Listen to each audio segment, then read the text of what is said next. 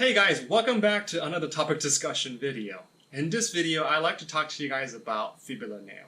Now, what is fibular nail? Fibular nail is just a different way to fixate fibular fracture, but lately it's been gaining some popularity because of its small incision site and basically a shorter operative time. Now, fibular nail is just, like I said, is just another way of fixating fibular fractures, and commonly a lot of orthopedics and podiatrists fixate fibular fractures using a plate and screw system based on the AO principle. That system includes the inner frac screw, a neutralization plate, and 3 or 4 proximal screws and distal screws, and even a syndesmotic screw if there's a syndesmotic injury. Now, the disadvantage to the plate and screw system is basically the incision site. There's a long incision around like 7 to 8 centimeter across the lateral aspect of the leg, which can often result in complications. Some papers report even like up to 40% with complications, 20 to 40% of complication, which is pretty bad. Not to mention the hardware that lies on the lateral aspect of the foot can sometimes even cause chronic pain or nerve related issues. So also the hardware removal comes into play when we're talking about plate and screw system. So this fibular nail, which basically is a circular nail or rod kind of thing that goes into the canal, offers minimal incision because all you need is really just a site to put the nail through. So it's been gaining popularity on that. So where did this nail really come from?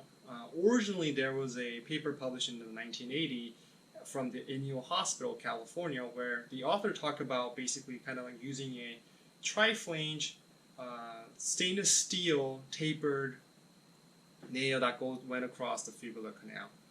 They didn't really talk about any fixation interlocking system when they did that, but they noted that they used it to fixate fibula. Now the problem was with that system was they ended up with an implant migration and fibula shortening.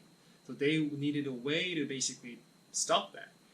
So they published a second paper talking about an improved technique to basically stop those complications. And the way they stopped it is basically they implemented an interlocking screw.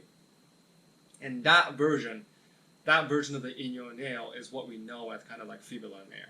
I could be mistaken of if that Inyo nail was the first version of the fibular nail, but that's the idea of fibular nail kind of came from that. So biomechanically speaking, the difference between the fibular nail and the plate and screw system is not much. There was a study done using cadaveric models, 10 cadaveric limb, where they created an artificial fibular fracture. They used plate and screw system and a fibular nail. And they applied external stress using a hydraulic system. They noted that the only difference between a plate and screw system versus a fibular nail was the stiffness that the plate and screw provided. Plate and screw was able to have a higher value of stiffness compared to the fibular nail, but the actual torque to failure and then the diastasis, syndesmotic diastasis from the external stress there was no significant difference between the two systems.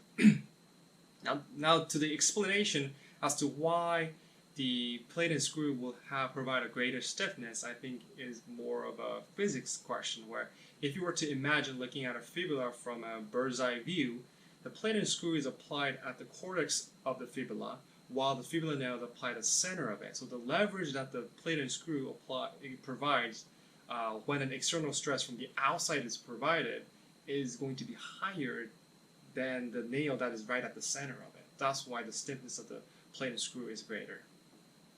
So ultimately, the conclusion from this paper that I got is biomechanically there's not much of a difference between a plate and screw system and a fibular nail. Now, clinically speaking, there's a study done comparing using a 100-patient sample of the fibular nail and the ORIF, and that was not much of a difference.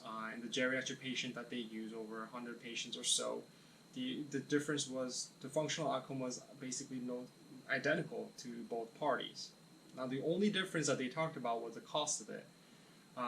Even though the initial implant cost of the plate and screw system is cheaper than the fibular nail ends up being cheaper because the overall complication and the post-operative care for fibular nail is a lot lower than the plate and screw system. So now, fibular nail is often used in elderly because of its benefits.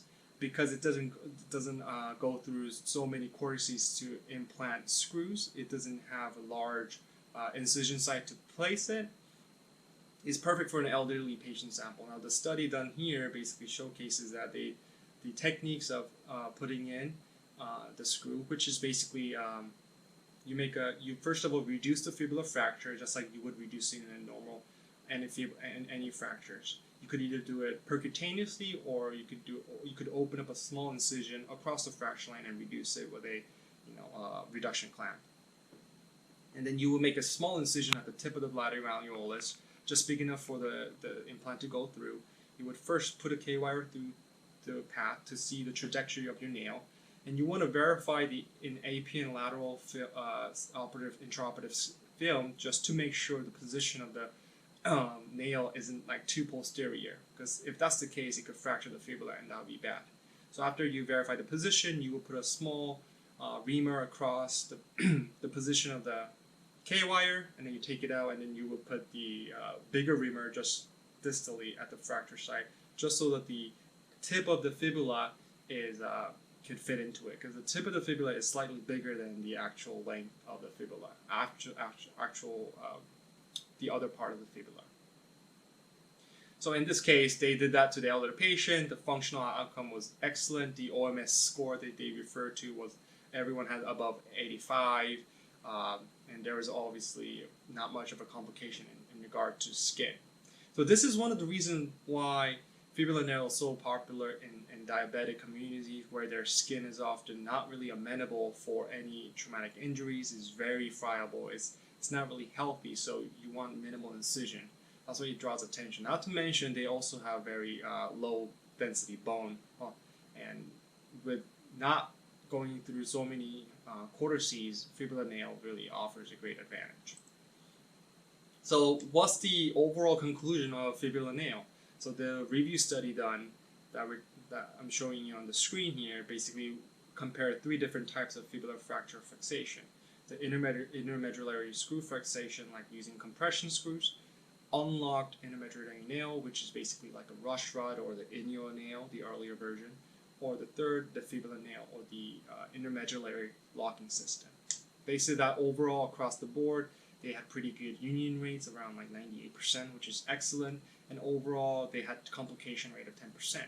And the conclusion that they made was there's not much of a difference, but at the same time, they didn't really have good enough evidence to say that the fibular nail is the best method to fixate it. So that's something that, as we move forward in our podiatry community, to kind of keep an eye out for it. If there's more data, long-term study, kind of comparing the fibular nail with the ORIF system, that could be a great paper to publish, and it's something interesting to see down the line. So fibular nail, I think I like it. I was able to scrub in a case a couple of days ago, and it went really well. Again, it's a surgeon's technique, really heavily dependent on the fibular nail. So if this attending is really good, then doing fibular nail I think is an excellent choice. And it's another thing is so fibular nail will be really good for a short oblique or a transverse fracture type, because the way the compression is holding. There's some systems that actually allow compression across, additional compression using the fibular nail system, but you don't always need to use it. So that was the topic discussion of fibular nail today. I hope you guys really enjoyed this video. Hopefully you guys learned something. If you guys like the video, please remember to subscribe and tune in for our next video. And as always, thanks for watching.